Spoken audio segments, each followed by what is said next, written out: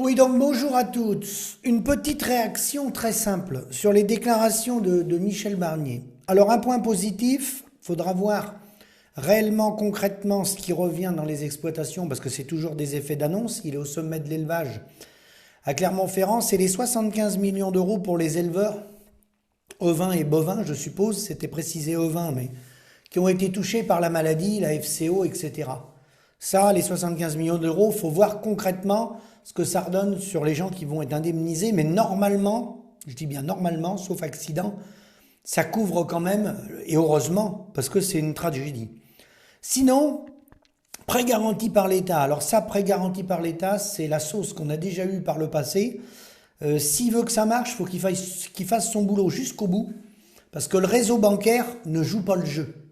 Et les prêts garantis par l'État, la plupart d'entre nous, on ne les obtiendra pas, parce que la banque refuse de les faire. Donc elle s'arrange pour que le dossier soit rendu inéligible, donc et ne répond pas du tout, et respecte pas ce qui est décidé par les gouvernements. Ça arrivait déjà, ça sous Sarkozy et sous Hollande, le réseau bancaire ne joue pas le jeu.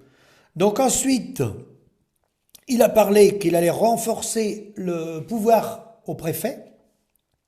Pour les dates et les zones d'épandage des fumiers et des lisiers, il y a tout ce qui est aussi, je pense, lorsqu'on broie les haies et tout, on a des dates limites par rapport aux oiseaux, la faune et tout ça. Ça, c'est une mesure de bon sens, hein. Ça, c'est évident. Là-dessus, moi je dis bravo à lui parce que il y a des débilités des fois, hein, quand le climat il n'est pas au rendez-vous, bah, les zones d'épandage, on ne peut pas forcément les respecter, ça, il n'y a pas de problème. Après, sur le reste, le loup, il a dit que le loup, fallait augmenter la capacité de prélèvement du loup pour réguler, pour pas que ça fasse des dégâts aux éleveurs. Bah là, c'est pareil, ça va dans le bon sens, hein. C'est que des mesures de bon sens, hein, qui coûtent pas un sou, hein, mais c'est du bon sens. Et puis après, sur le reste, sur le fond, eh ben, il a parlé de l'installation des jeunes. Donc les jeunes, bah là, il a dit qu'il allait simplifier parce qu'il avait rencontré des jeunes, il fallait plus de 2 ans pour s'installer, qu'il y avait un complexe administratif. Alors là, je suis obligé de dire la vérité, le débat, il n'est pas là. Le débat, il n'est pas là. Le débat, c'est la rentabilité. S'il faut 6 mois ou 18 mois d'études, c'est une chose. On peut simplifier, hein, d'un point de vue administratif. C'est toujours bon à prendre, hein. Mais l'enjeu, il n'est pas là. Et puis les normes et un contrôle unique. Un contrôle unique. Alors le contrôle unique, pour simplifier, pourquoi pas. Mais l'enjeu est pas là. L'enjeu, il n'a pas parlé de ce qu'était l'enjeu, c'est le revenu des paysans. Ça, il n'en a pas parlé, pas un mot. Et là, c'est là qu'il devrait mettre un médiateur nommé par le gouvernement qui vienne un peu voir comment se comportent les loups. Il a parlé du loup en montagne, mais nous, on a des loups qui sont rentrés dans nos bâtiments, hein, qui sont l'industrie agroalimentaire. Et là, il devrait bien mettre un médiateur, nommer une personne neutre du gouvernement qui vienne voir ce qui se passe réellement sur le terrain. C'est là qu'il est le problème.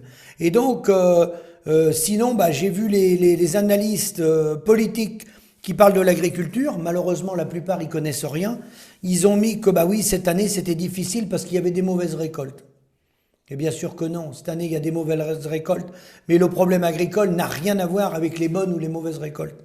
Le problème, ils ne savent pas le prendre dans sa globalité. C'est une répartition de la valeur ajoutée. C'est une question de marge par filière. Les mauvaises récoltes, les mauvaises années, le gel dans la vigne, les inondations, les sécheresses, ça existe de tout temps. D'accord ? Donc ensuite, oui, le problème de fond, c'est qu'il n'est pas revenu sur l'enjeu.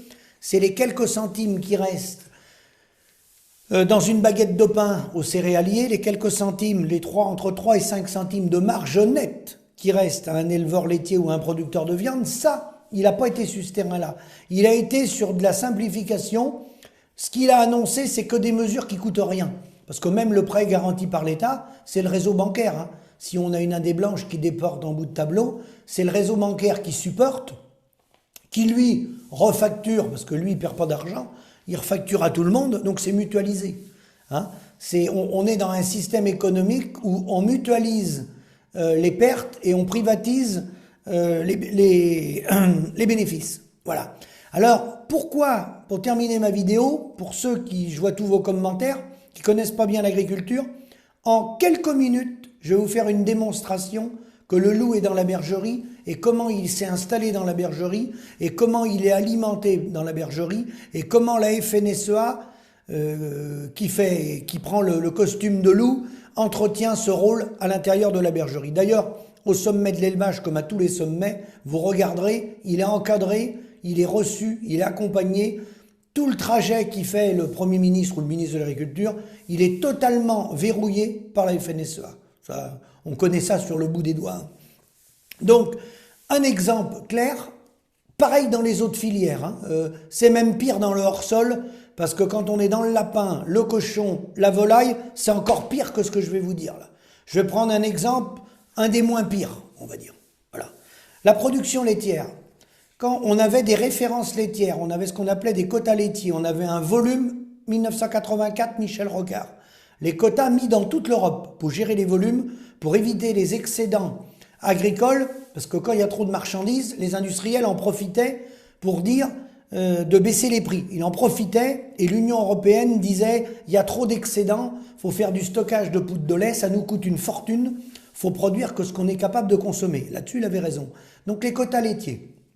Bruno Le Maire, c'est lui qui était ministre de l'Agriculture à l'époque, en une nuit à l'Assemblée nationale, il a arrêté les quotas laitiers, il a donné nos références laitières aux industriels, c'est-à-dire à nos coopératives, FNSEA, qui étaient pour, la FNSEA était pour, et à Lactalis et à tous les autres, d'accord? Enfin, tous les autres, ils sont pas nombreux, ils sont que quelques acteurs à être en situation d'oligopole.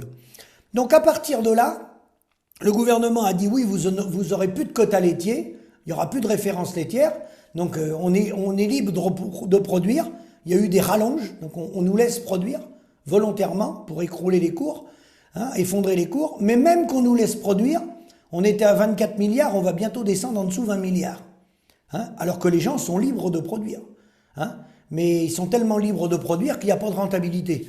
Donc les gens, ils vont pas faire plus de volume pour manger de l'argent. Ça s'appelle travailler plus pour gagner moins, ça.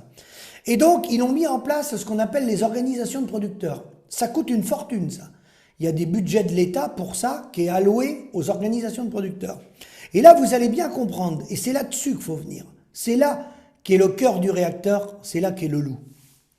Nous, à l'époque, Appli Nationale, Association des producteurs de lait indépendants, les grèves du lait des années 2009.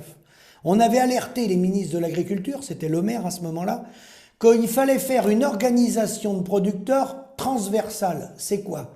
C'est une organisation de producteurs, la plus grosse possible, on aurait fallu qu'une même, une nationale, pour que tous les éleveurs de France, quel que soit où on livre notre lait, qu'on le livre à Sodial, à Agrial ou à Lactalis, peu importe, on a une grande organisation de producteurs où on va amener nos revendications avec notre coût de production pour qu'on gagne notre vie à faire du lait. On va dire voilà, en langage clair, on amène la facture. On dit nous, organisation de producteurs, on veut reprendre la facture. Donc en reprenant la facture, on reprend la gestion des volumes. Parce que quand vous faites une facture, il y a un volume avec. Voilà. On reprend la facture et nous, on reprenait notre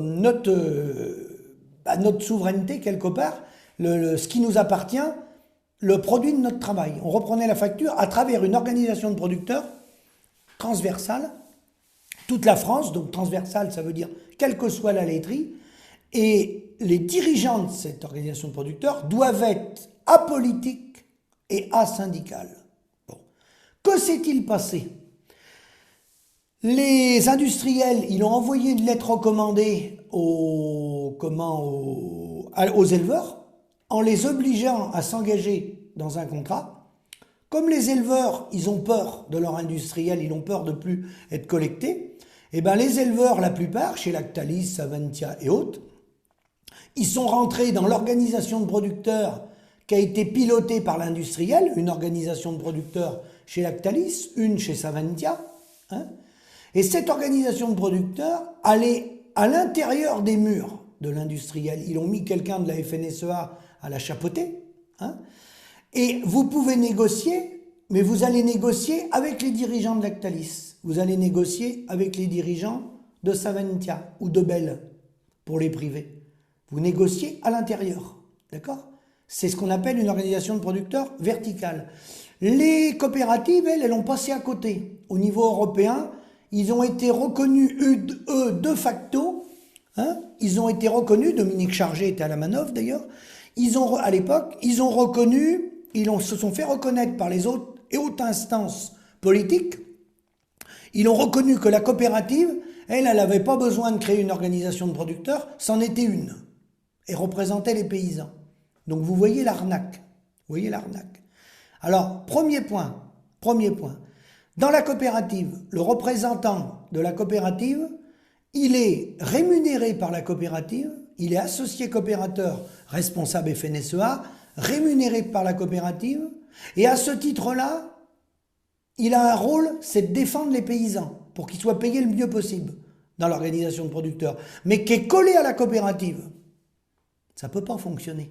Il n'y a pas d'interface entre celui, quand on nomme un paysan qui va représenter une organisation de producteurs, ce paysan qui est nommé, il doit être indépendant. S'il est financé par l'industriel, par la coopérative, il est payé par la mastodonte de la coopérative pour négocier un prix. La coopérative, elle veut acheter le lait le moins cher possible. Le paysan, lui, veut le vendre le plus cher possible. Il y a conflit d'intérêts.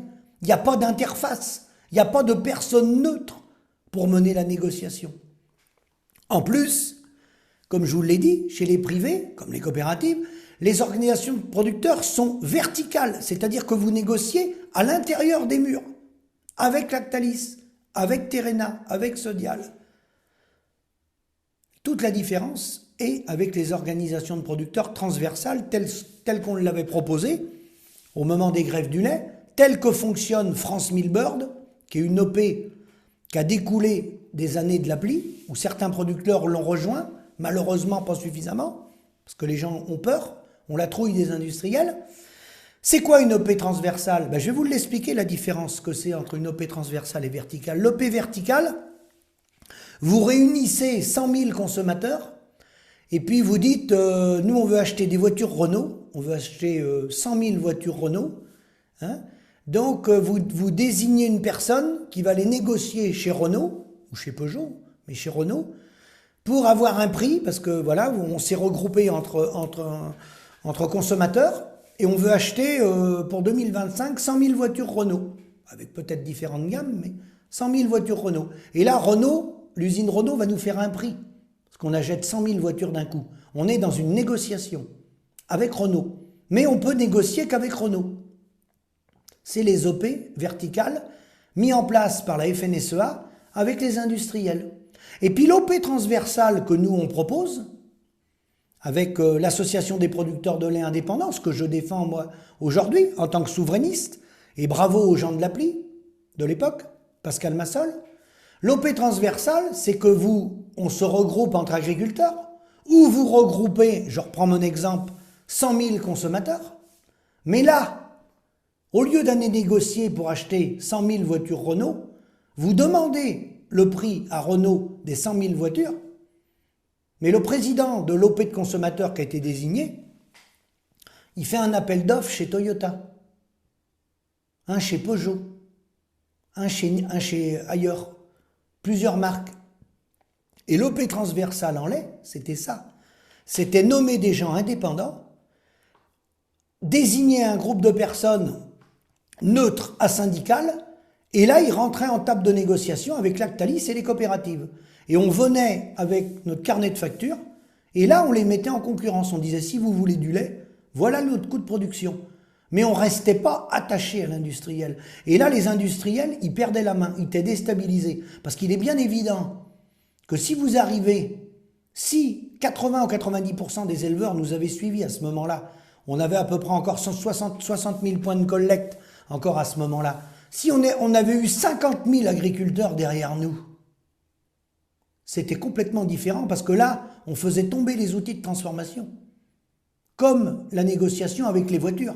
Si demain vous avez un négociateur qui dit jamais j'achète un groupement d'un consommateur, on achète 100 000 Toyota, s'il y a un contrat, il y a 100 000 voitures d'un seul coup par un négociateur à vendre pour février 2025, vous allez voir, si entre Toyota, Renault et Peugeot, vous allez voir qu'ils vont s'aligner là. Voilà, ça s'appelait un rapport de force. La FNSEA a cassé ce rapport de force et elle a voulu garder des organisations de producteurs verticales afin déjà de garder le pouvoir syndical, et eux, il faut savoir qu'ils sont payés par le système. Voilà. Eux, ils sont financés par le système. Donc, ils ne vont pas scier la branche sur laquelle ils sont assis. Donc, eux, leur choix, il y a longtemps qu'ils l'ont fait. Ils ont fait le choix de défendre l'agroalimentaire et de sacrifier les paysans. Donc, voilà un détail tout simple de négociation où aucun politique ou M. Le Maire s'est bien gardé de nous donner un coup de main. C'est le contraire. Il nous a enfoncés à l'époque. Il nous a enfoncés. Et vous pensez bien que les industriels, ils ont mis la pression. Et à l'époque, quand on a essayé de convaincre les gens d'adhérer à une organisation transversale, je vous dis pas ce qu'on a vu et ce qu'on a entendu. Les coups de téléphone qu'ont recevait les paysans en disant « Si tu adhères à cette organisation de producteurs, ne viens pas te plaindre si demain ton lait il est plus ramassé, si tu n'es plus collecté. Ne viens pas te plaindre. » Voilà.